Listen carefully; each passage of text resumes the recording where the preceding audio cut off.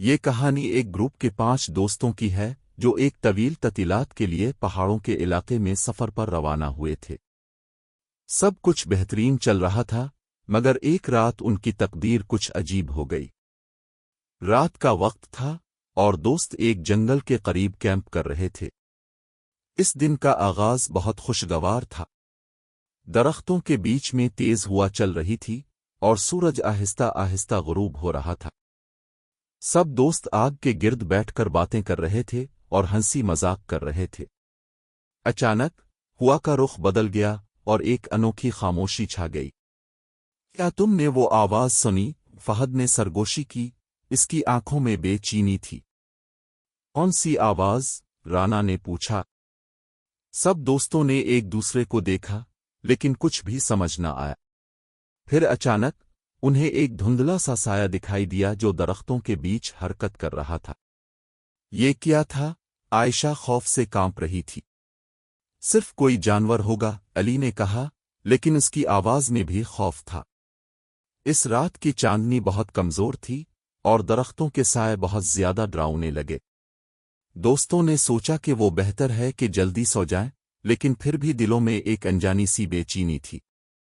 رات کے وسط میں فہد کی آنکھ کھل گئی۔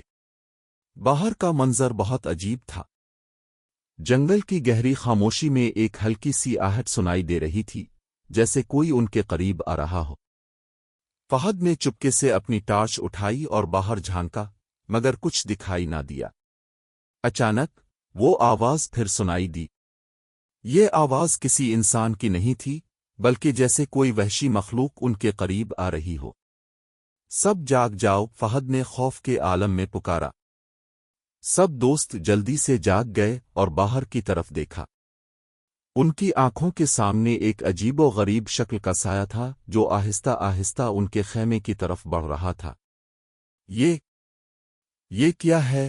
عائشہ کا دل دھڑک رہا تھا۔ وہ سایہ ان کے قریب آیا اور پھر ایک دم غائب ہو گیا۔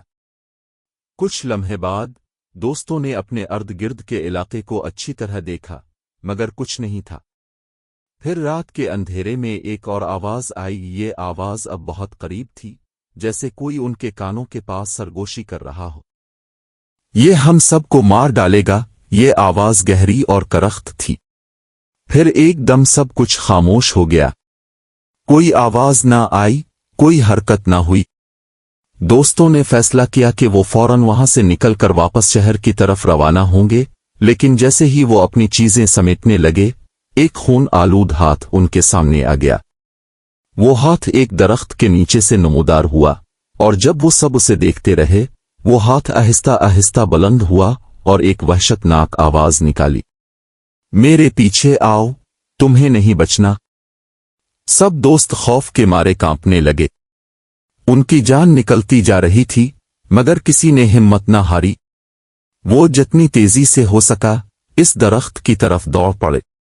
وہ کبھی مڑ کر نہیں دیکھے اور ان کی زندگی میں وہ رات کبھی ختم نہ ہوئی۔ آخر کار صبح کی روشنی نے ان کی جان بچا لی، لیکن ان کے دلوں میں ایک خالی پن اور خوف کی لکیریں ہمیشہ کے لیے گئیں۔ وہ جنگل آج بھی وہاں ہے اور کوئی بھی ان کے قدموں کے نشان نہیں پاتا، جیسے وہ کبھی وہاں تھے ہی نہیں، اور ان کا راز اب بھی جنگل کی گہرائیوں میں دفن ہے۔